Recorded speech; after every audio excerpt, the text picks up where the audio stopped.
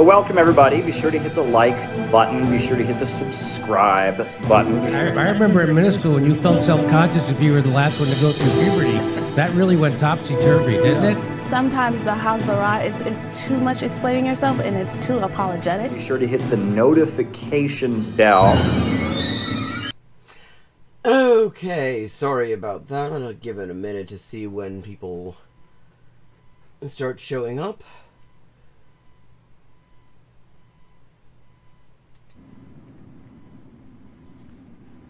What that's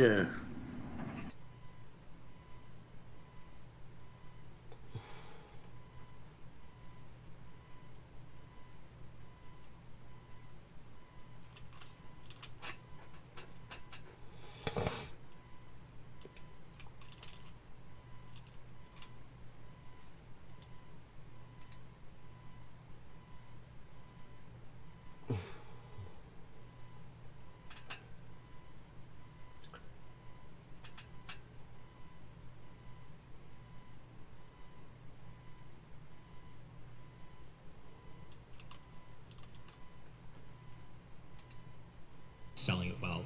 Like, well, I don't know.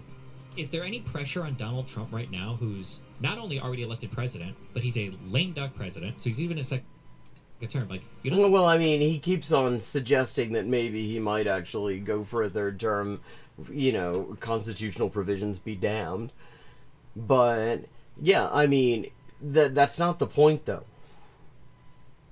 The point here.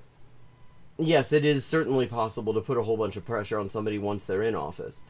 But in terms of extracting concessions, there is something to be said for making them pledge those things before they get there, so that it's something that you can so you can hold them to once they're there.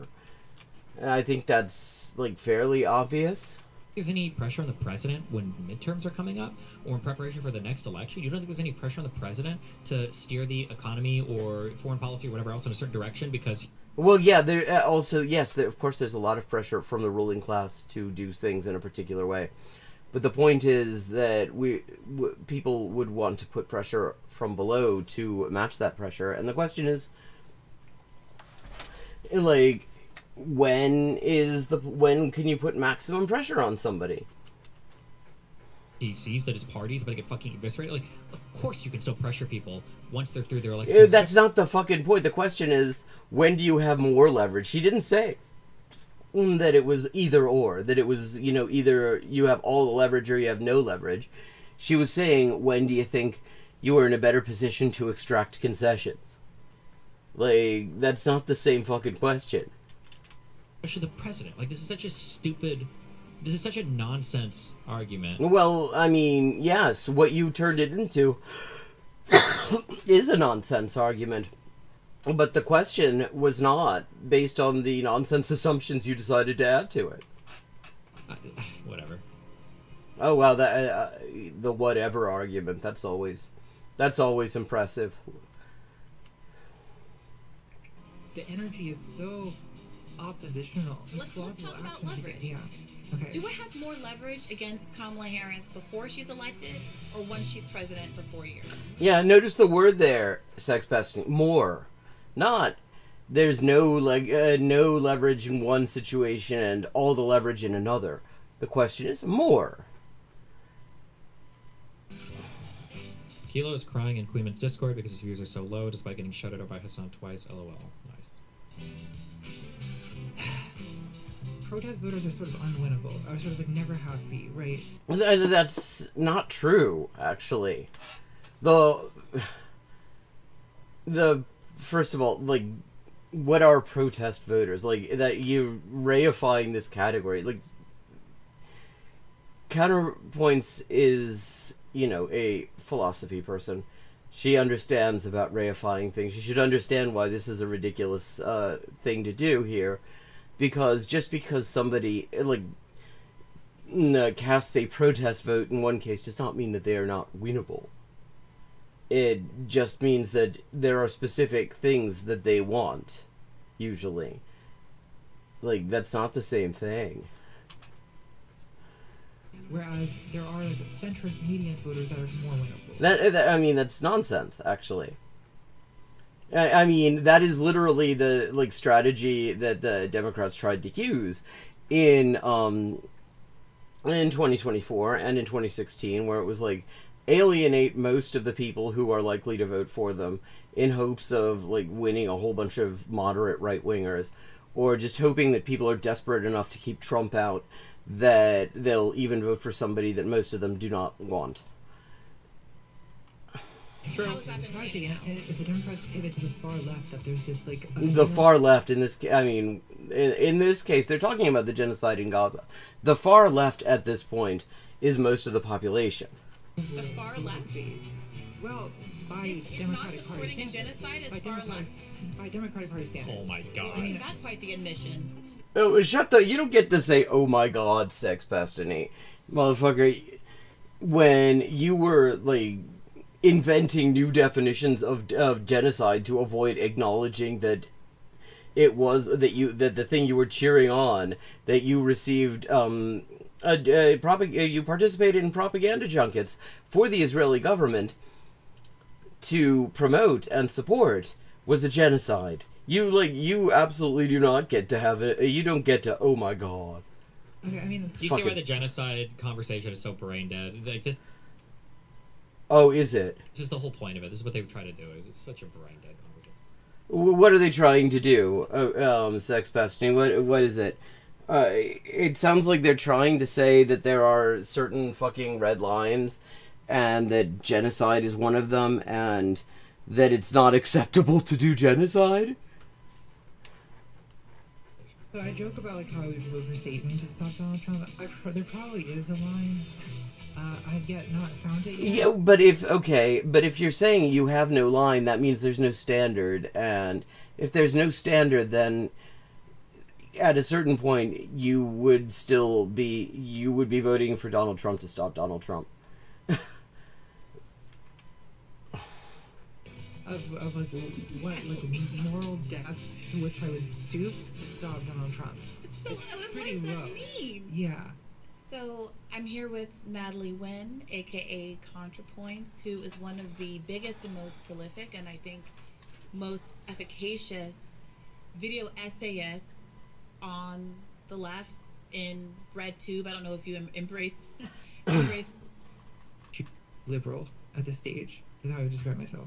I would say that I'm aligned with like the left wing of the Democratic Party. I mean, it seems like she's not even aligned with that from a lot of the things she's saying here. Like AOC kind of politics. Well, AOC. Not Rashida Tlaib, interestingly. Not Ilhan Omar. AOC, who is very much aligned with whoever happens to be in charge of the DNC at any given time. At one point in her life, self-described as a socialist or a democratic socialist. At That's least, right. did she not? Yes, that's right. Would you define yourself that way as well? I think I would at one time also have. I think now I would say I'm probably more of a social democrat. But Which is the same for thing. me, Queen. my attitude towards politics is very not. Well, it's very non-philosophical in a way because I feel that It's I react true. to the situation that I'm in. So I think that And this is why her takes suck, because it's like, there is no there. There is no overall framework in which she understands these things.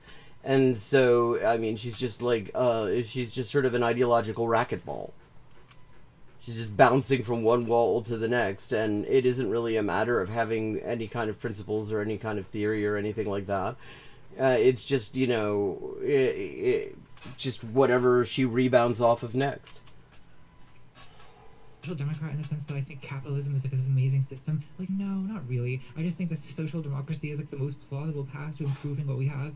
If I like found myself in, I don't know, a Stalinist country, I probably would not be advocating capitalist revolution. I would be advocating like, well, I don't know, some kind of like Dangist reforms or something.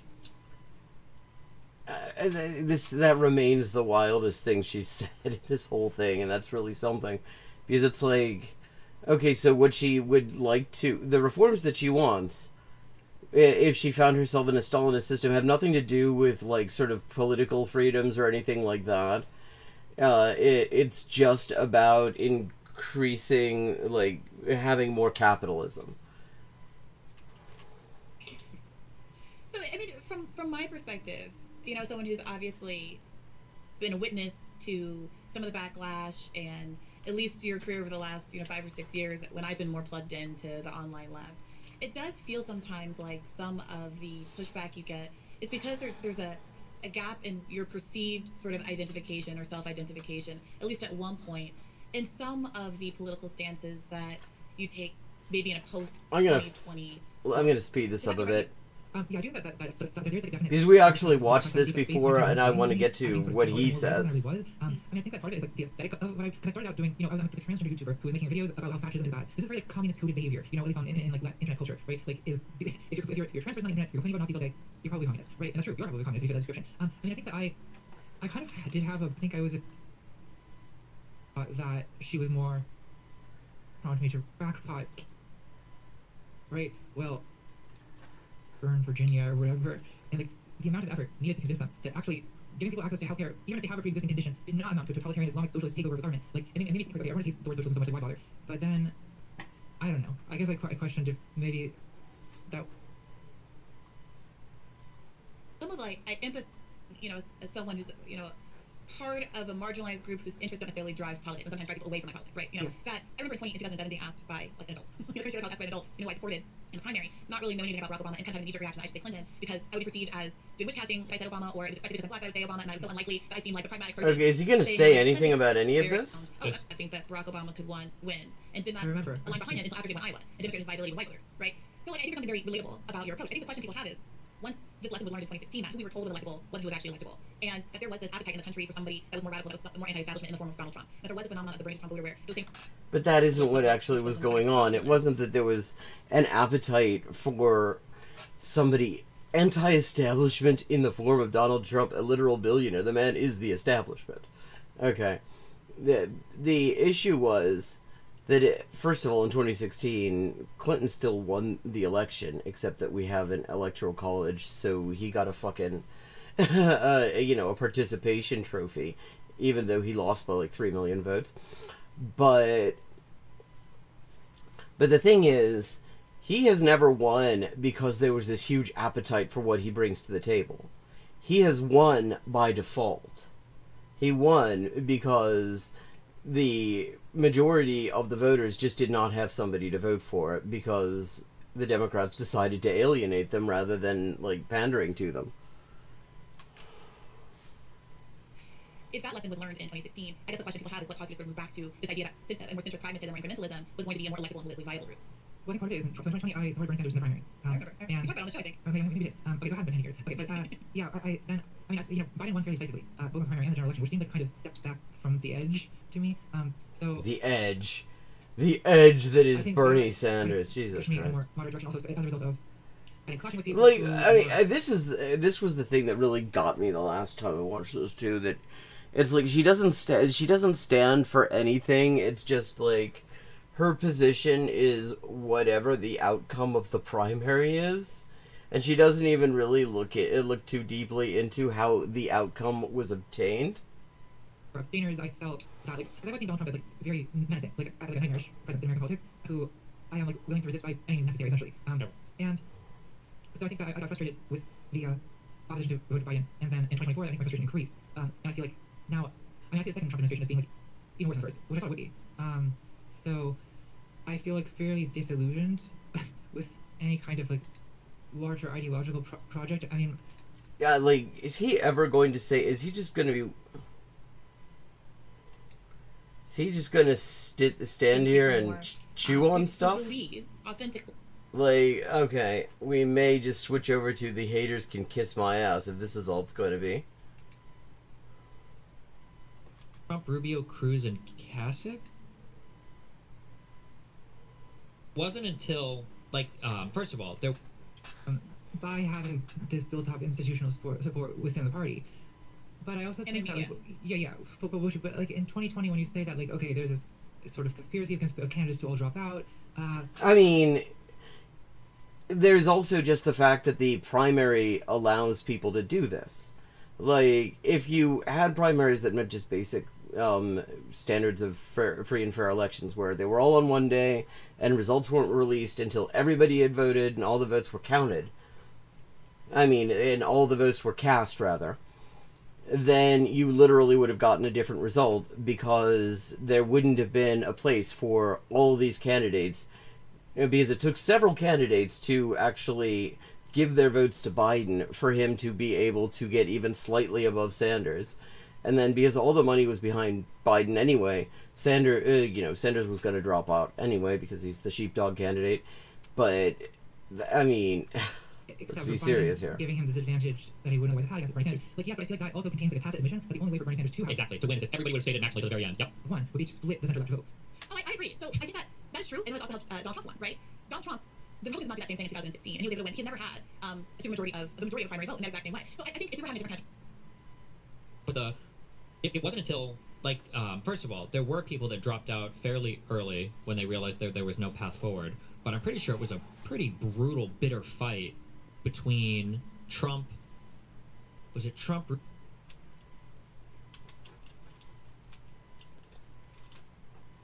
I'm thinking I might just switch over to the haters can kiss my ass, because it's taking too long to actually get to things to react to that we haven't already watched.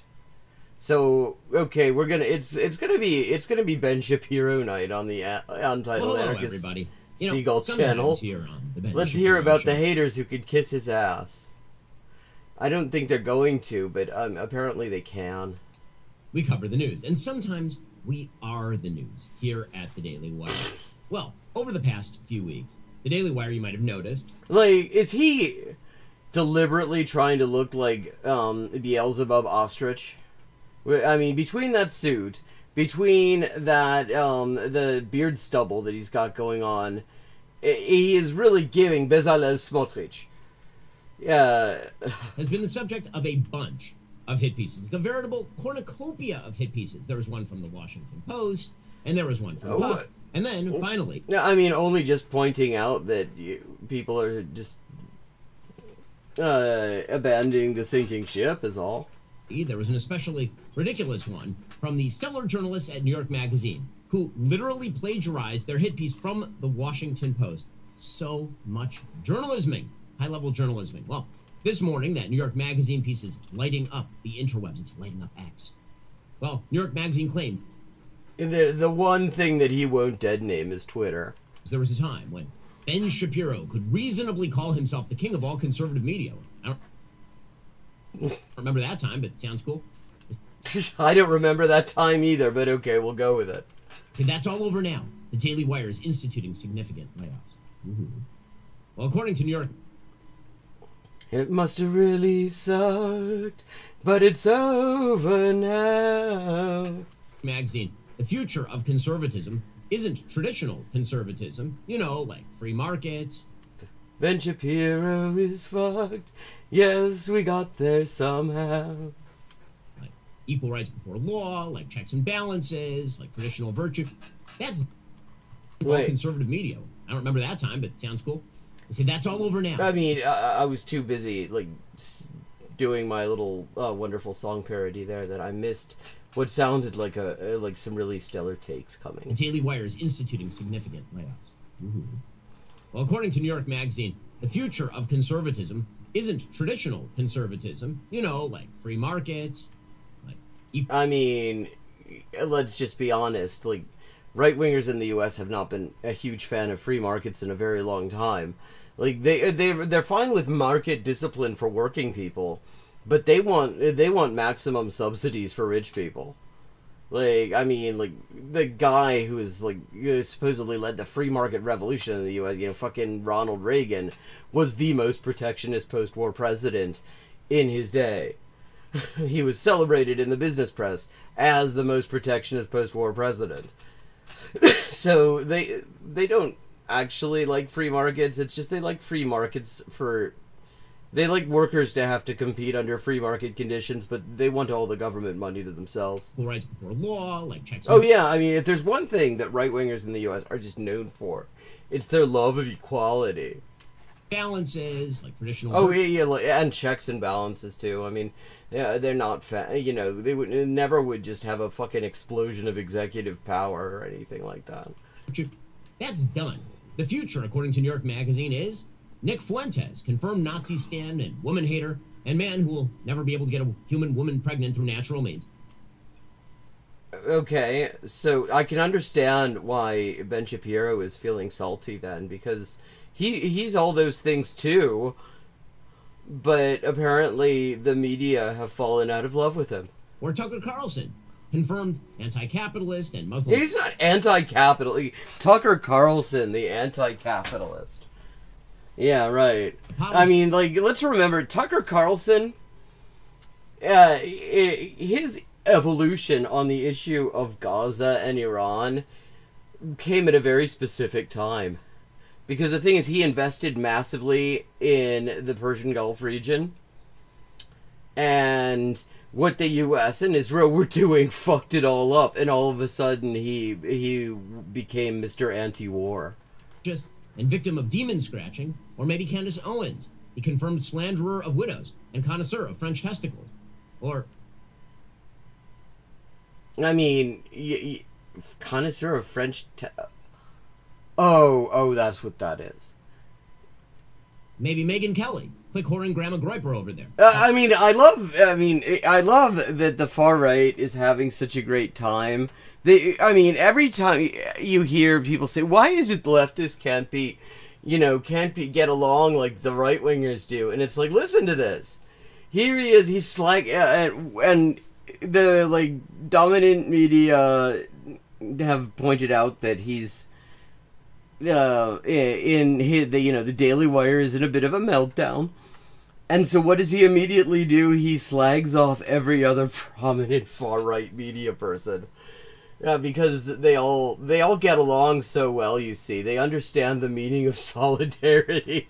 New York Magazine writes, quote, "The collapse of the Daily Wire can be seen as a dire warning for traditional Republicans. There are two realities to Shapiro conservatism in 2026. It retains a significant foothold among Republican elites, and it is being fast rejected by the future grassroots of the parties." First of all, that's just wrong. By the polling data, the positions that we take here on the show are reflective of the broad majority of Republicans. That's just the reality. But I think that we should address all of this head on. So, I don't actually watch this show enough to be able to comment on whether the broad majority of mainstream white supremacists would agree with the positions that they hold. But okay, I'm willing to grant it, because actually, as much as people like Jank over at TYT love to pretend that, ooh, the far right is totally gonna be on our side now. They're totally anti-war now, guys. We gotta just get over the fact that we got some disagreements about 5% of things, like who did genocide, and work together with them, because they're on team anti-war now. We gotta get on board. And you look at the actual polling, and it's like, no, they're really not. Mostly, there's a significant minority who are, but they still overwhelmingly support all this shit. it's true.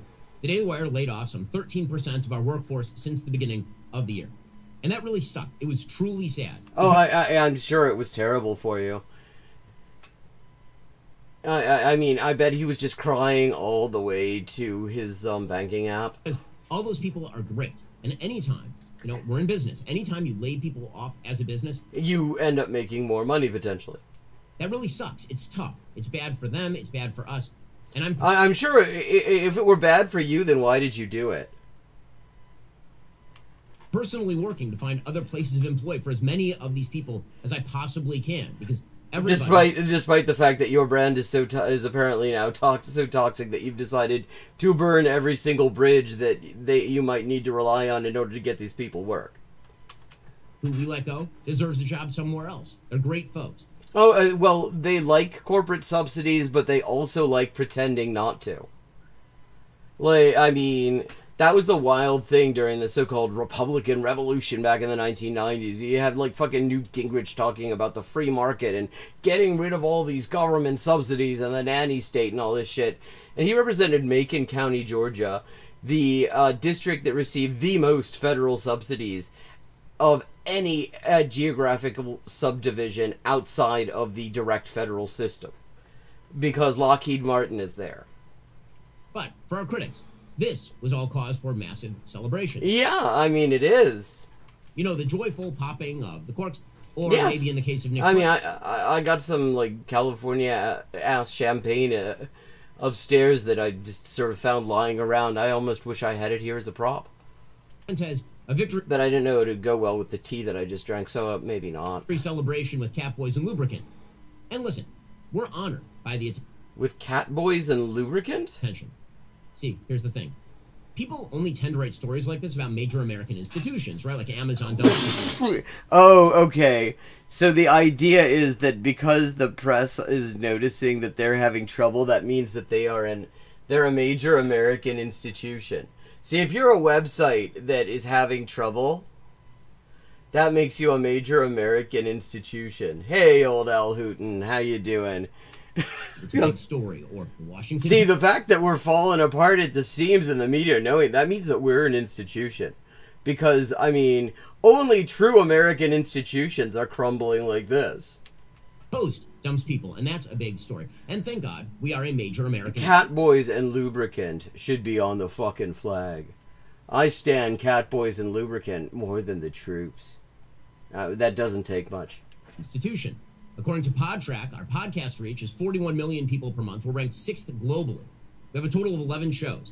Paramount, to take an example from that same chart, is ranked 4th globally. They have 145 shows. I mean, and they've been bottoming out ever since Barry Weiss took over the news division. That has been killing their ratings. So on a per capita basis, we're killing it. We are responsible for the 2 most successful conservative documentaries. I don't know enough about these statistics to say anything about it. I have a feeling that might be bullshit, but I really don't feel like getting into it. The fact that he feels the need to talk about how totes relevant they still are speaks much louder than whatever these statistics actually mean. I will leave it to somebody who understands the ins and outs of those not actually much more complicated statistics than they appear to talk any further about it. In history, Matt Walsh is Am-I-Racist and What is a Woman? Just this week, Vice President Vance was quoting our reporting in his fraud investigation. Oh, wow. Holy shit. So J.D. Vance is quoting a right-wing propagandist. Therefore, obviously, I mean, you're an institution. Because, right, J.D. Vance quoted you. And our White House correspondent, Mary Margaret Olahan, is in the press room asking questions. I mean, that's kind of what White House correspondents are supposed to do. What's the point? That he didn't lay her off yet? There's no national media coverage. If a top Candace Owens producer and her manager quit, or if Megyn Kelly's YouTube account starts shedding tens of thousands of subscribers a month, or if... I mean, are those things happening? Because I'd celebrate them too, actually. Tucker Carlson's traffic is disproportionately drawn from Pakistan. We all have our fan base. Is it? I mean, I could see that, and I could see that being possible. But I mean, I don't know. I also don't take anything that he says as read. Those are all things that actually happened, by the way. But nobody really cares very much because, yeah. Like, then provide us some citations, maybe. Those people have significant audience numbers, but they don't have any real institutional influence. They are not. Well, institutions. That's not. All it means to have institutional influence in capitalism is that you have a shitload of money. That's literally all it takes. It doesn't. There's no distinction to that. I mean, like, if somebody dropped $10 billion on the fucking Untitled Anarchist Seagull channel, the Untitled Anarchist Seagull channel would have institutional influence. That means fucking nothing. So if you're hemorrhaging money and if you're laying people off, it sounds like you're having some financial troubles, then you're becoming less of an institution because people are going to care less about you. It would be hilarious if they end up getting, bankrolled by the same people who bankrolled TYT and have to merge. True of the Daily Wire. We're big enough that people care when we trip up. And, of course, like any business, we have our ups, we have our downs. But, as Mark Twain put it, the reports of our death are greatly exaggerated. But that's a pity. There's something else going on here. Something very clear going on here. The media left and the woke right, that'd be like... The woke right. They're still trying to make that happen. Candace and Fuentes and Tucker. Why not just call them neo-Nazis? They're not woke. They're just Nazis. They're slightly more Nazi than you are. Again, all of them. Together, the new left. Yeah, compare this to every single time Cenk has been like, the right wing, they even if you disagree on 20% of things, they all love each other over there.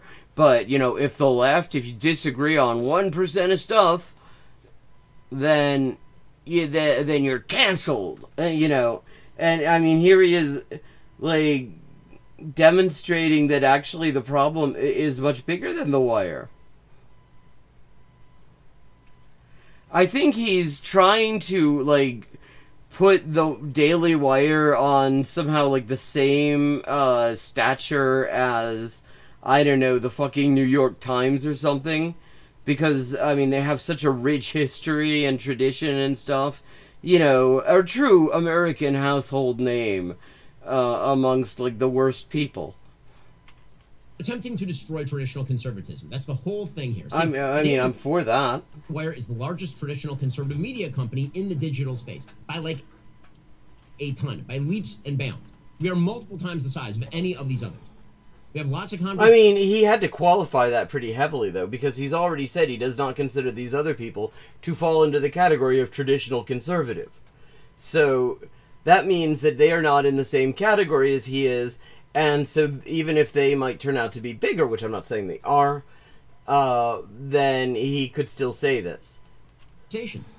On our platform, between our various hosts about topics ranging from AI to the Middle East, and Catholicism and Judaism and all of it. There's a lot of rich how about Middle Eastern AI Jewish Catholicism? Here at the Daily Wire. But in the end, what we stand for here at the Daily Wire is pretty simple. Your subs. Truth and virtue and freedom. And that is what the new left, meaning the old left and the horseshoe right, would... they're the new left. You see, they're the Nazis are the new left. He's decided, he's doing the thing, when people are the Nazis are actually, if their name means National Socialist, right? So, dude, the Nazis, they're actually leftists. Now he's doing it with modern Nazis. He's doing it with, currently living Nazis today. They're actually leftists now. Love to destroy. It's why the attacks have been coming fast and furious for weeks now. They want to destroy traditional conservatism. It is their goal in life. They want to destroy it for a couple of different reasons. The left for one reason, the woke right for another. Oh, yeah. Thank you for acknowledging that actually, yes, we do have different reasons for why we want to... And actually, I don't really give a shit whether it's traditional conservatism or not. All you reactionary fuckers need to go and get in the sea. In our supposed vulnerability, people from Nick Fuentes to Tucker, from Candace Owens to New York Magazine, from the Washington Post to Megyn Kelly. I'm sure that New York Magazine loves being lumped in with Candace Owens and Nick Fuentes. Is he an opportunity? I'm sure actually that Nick Fuentes loves being lumped in with New York Magazine. This meltdown is. I made the right decision. This is so much better than the thing with Destiny where he was mostly just nodding at stuff. He didn't really have much to say at all.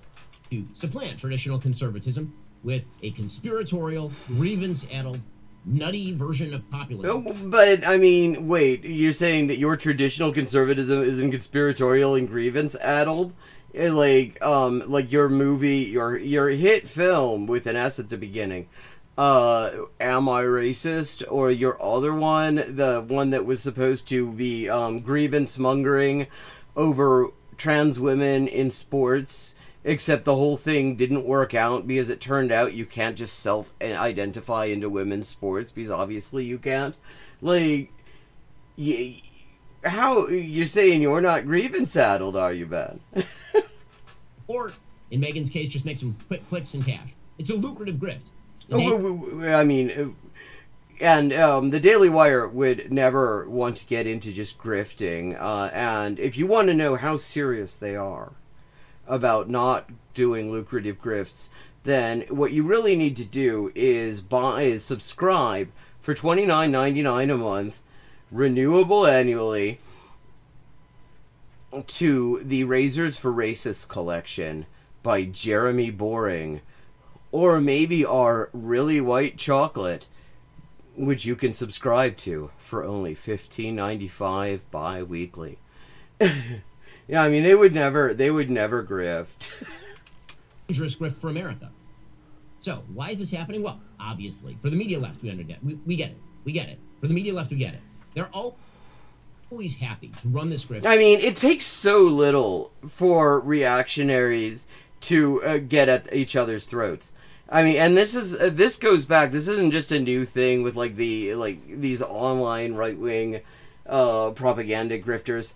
I mean, you can go back over the decades. Every time there is an attempt on the part of far right people to come up with some big tent institution, it always falls apart. It is always just a bin fire of the vanities. And all the egos come out and get fucking flopped around, and in the end the whole thing falls apart and there's just nothing but recriminations and a whole lot of money goes missing. Because they love a right that is crazy. They don't want a right that is characterized by normie beliefs. They want but I mean, there isn't one. What, you think you have... Ben Shapiro thinks he has normie beliefs. What are your normie beliefs, Ben? That's nuts. Because the easiest way to make AOC president in the 2028 election is to have that nutty lady run against a conservative movement that is focused on Brigitte Macron's testicles or demon attacks in the wilds of Maine. I mean, as opposed to the normal right-wingers like Ben, who want to make sure that Israeli snipers have all the bullets they need so that they can practice taking headshots on Palestinian toddlers, because they're very normal and they need something to do in between filming themselves on TikTok wearing the underwear of women they murdered. Tell us more about how fucking normal you guys are, Ben. Or why the Jews are responsible for your incurable gingivitis and horrific body odor and inability to get a date. I mean, he's just describing his audience here. And I don't think that insulting your audience is a great way to retain them. There'll be people in there there'll be people in his comments, I'm sure, going, "Dude, why are you saying that you're not responsible for my incurable gingivitis? I knew you guys were responsible, Shapiro." Now, as for the woke right, the new left, again... we could just call them what they're Nazis, and they were your friends until 5 minutes ago when Charlie Merck got kirked and you all just decided to fight over money for the rest of your lives. And that would be Fuentes and Tucker and Candace and company. They're ecstatic. I mean, that is what I absolutely love about it. Remember right after, it was last summer,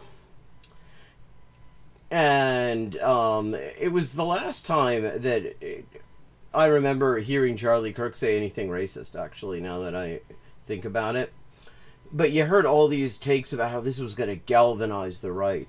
They were totally going to come together, and it was going to be like nothing we ever saw before.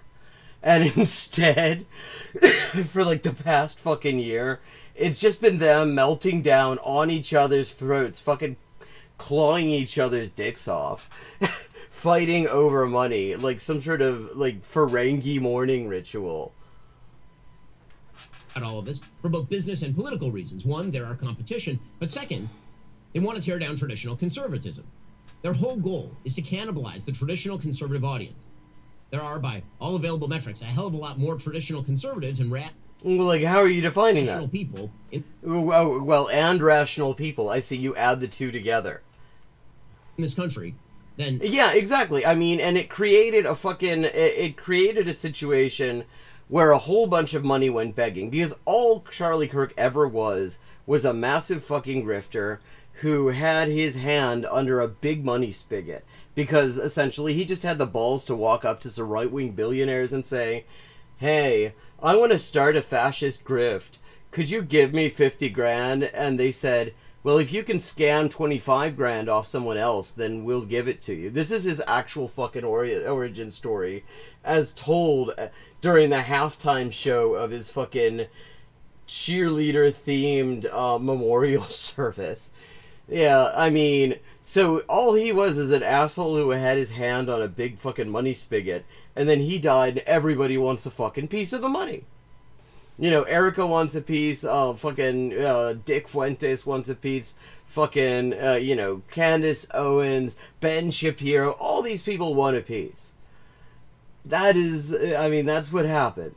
The money went begging, and everybody wants some of it, and Ben is losing out on it. nuts. But their goal is to gut the conservative movement and then turn it into a skin suit for their own perverse politics. I mean, what, as opposed to the current perverse politics of the... That's the whole thing. Which is why many of them are now coming out as Democrats. Who? Which ones? That unity is the thing. That unity is the thing. This is why Russia Today is the official outlet for the Kremlin. Right? It is run by the Russian... that is not actually... That's not quite true. Yes, it is definitely very closely state-linked. But it is arm's length. It is not the official government media outlet. I believe the official government media outlet of the Kremlin is, I believe it's Voice of Russia, something like that. But RT is more of an arm's length thing. Government is retweeting Nick Fuentes' triumphalism today. Fuentes tweeted out, "I won." Fuentes claims victory over Shapiro. Somehow the New York Magazine's picture of Ben Shapiro looks better than Ben Shapiro looks on his own fucking live stream. A New York Magazine piece came out that Fuentes won. Well, I don't know. Living in your basement and streaming for 8 hours a day while jacking off to the Catboys, it's a form of winning, I said. I mean, don't knock it till you've tried it, I guess. But, yeah, I just noticed the time. It is time for me to wrap up. We will leave this, this wonderful testament to how Ben Shapiro, like Donald Trump in Iran, is just totally fucking winning in his own head. I mean, this is Ben Shapiro explaining how he's just totally, like, Nick Fuentes is begging for a ceasefire, you know. But let me just drop a couple of links in there for the just project updates and stuff, because there is a new translation out on the Punto Final project. And I am up to 600 out of my $1,500 fundraising goal. And all contributions are beautiful and much appreciated. There are also still free 1-month $10 tier gift subscriptions to my Patreon available on account of a friend of mine buying 20 of them by accident. And so you all get to have that if you'd like it. It gives you access to my Punto Final podcast. That's actually the main thing, and other than that, that is the only actual exclusive content on there. But I mean, it gives you access to that. And there's no commitment. You don't have to give any kind of payment details if you don't want to, so that it won't automatically renew on you like the Daily Wire's Razor for Racist script. Have a good evening. I will be back on Friday at 11:30 p.m. U.S. Eastern Time next week, and I look forward